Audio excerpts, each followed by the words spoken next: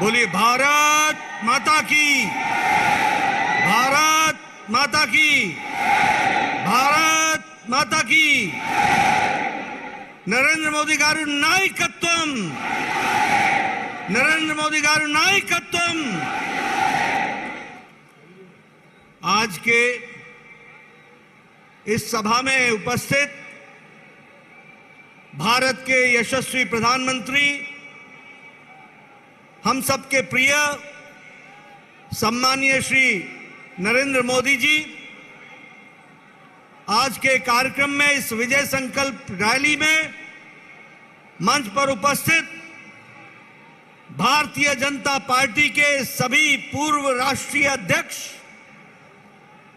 मंच पर उपस्थित हमारे सभी प्रदेश के मुख्यमंत्रीगण, केंद्र सरकार में मंत्रीगण, वरिष्ठ नेतृत्व, सम्मानित मंच और यहां इस विजय संकल्प रैली में एकत्र आए इतनी बड़ी संख्या में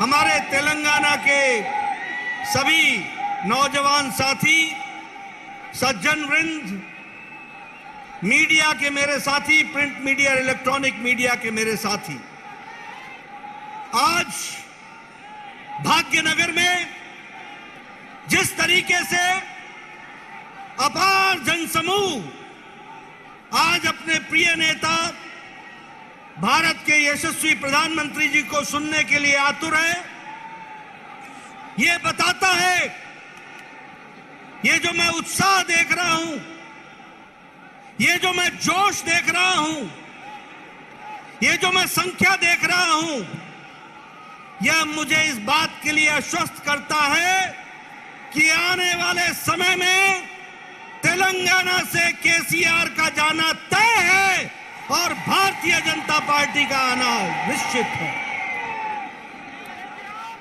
मित्रों, मैं आपके और प्रधानमंत्री जी के बीच में बहुत देर नहीं रहूंगा।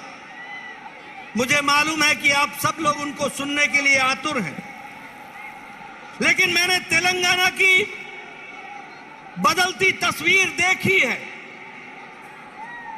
मैं विधानसभा के चुनाव में यहां चुनाव का प्रभारी था, उस समय का वातावरण भी मैंने देखा है और उसके बाद का भी मैं वातावरण देख रहा हूं।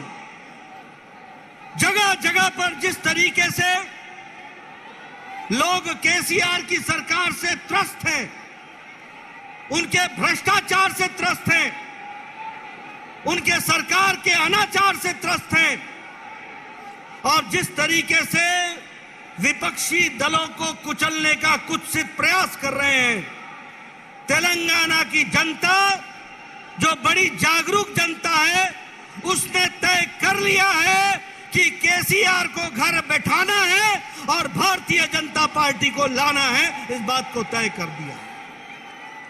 मित्रों, मैं यहां ग्रेटर हैदराबाद म्युनिसिपल कॉरपोरेशन के चुनाव में भी आया था। उस समय पत्रकार बंधु कहते थे कि भारतीय जनता पार्टी का क्या भविष्य है और हमने कहा था कि हमें ग्रेटर हैदराबाद म्युनिसिपल कॉरपोरेशन में अभूतपूर्व सफलता मिलेगी और हैदराबाद की जनता ने आशीर्वाद रखा था और एक तरीके से भारतीय जनता पार्टी का चुनाव में आशीर्वाद आपने देकर के भारतीय जनता पार्टी का दबका बनाया था। लेकिन आप वहीं नहीं रुके, आपने दुबाका के चुनाव में जिस तरीके से रघुनंदन के माध्यम से धमाका कर दिया और एटला राजेंद्र के माध्यम से हुजूराबाद में हजूर को घेर दिया, गिरा दिया, ये बताता है कि आने वाले समय में भारतीय जनता पार्टी को आपने आशीर्वाद देना तय कर लिया है।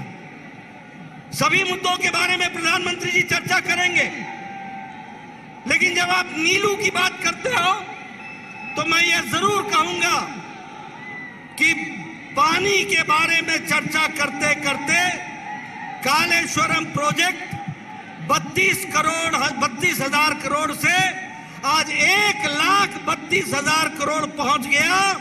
ये केसीआर का एटीएम बन गया, ये हमको समझना चाहिए। भ्रष्टाचार, अनाचार, केंद्र सरकार से पैसा लेकर के यह प्रदेश, जब हम फंड की बात करते हैं, जब आर्थिक दृष्टि से बात करते हैं, तो आज यह प्रदेश 4 लाख करोड़ के घाटे में है और यह केसीआर की सरकार का नतीजा है।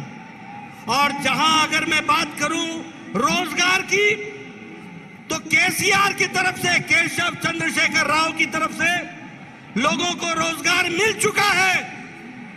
लोगों को रोजगार कैसे मिल गया है? लोगों को रोजगार इस तरीके से मिल गया है क्योंकि उसके नाम पर रोजगार का अर्थ है उसका बेटा, उसकी बेटी, उसके 2 दामाद खुद ड्राइविंग सीट पर, कार फुल है, हाउस फुल हो चुका है, अब कार में जगह नहीं है, रोजगार फुल हो चुका है। ये हमको समझना चाहिए।